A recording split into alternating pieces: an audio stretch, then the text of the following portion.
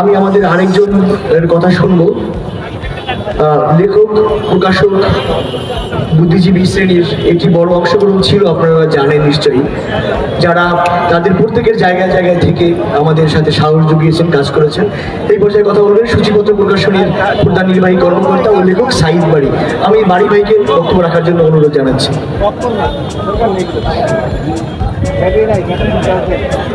উপস্থিত শহীদের বাবা, কয়েকজন বাবা এখানে উপস্থিত আছেন। উপস্থিত জাতীয় নেতৃবৃন্দ, ছাত্র জনতা, ভাই বোনেরা, আসসালামু আলাইকুম। আজকে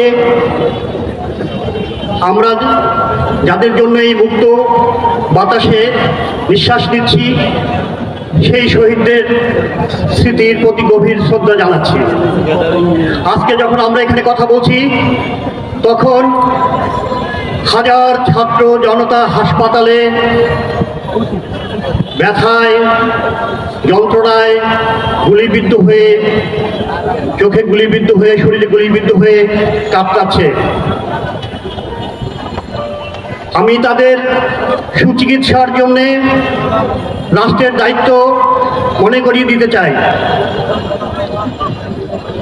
অবিলম্বে তাদের সুচিকিৎসা ব্যবস্থা করার জন্য অনুরোধ জানাই।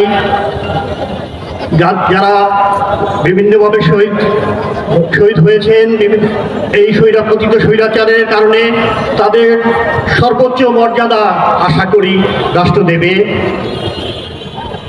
যারা ক্ষতিগ্রস্ত হয়েছেন তাদের পুনর্বাসন হবে, এই আমাদের চাওয়া। পতিত স্বৈরাচার যার নাম নিতেও ঘৃণা হয়, এই পতিত স্বৈরাচার যেন এই বাংলার মাটিতে আর কখনো ফিরে না আসে, সেই ব্যবস্থা আমাদের করতে হবে।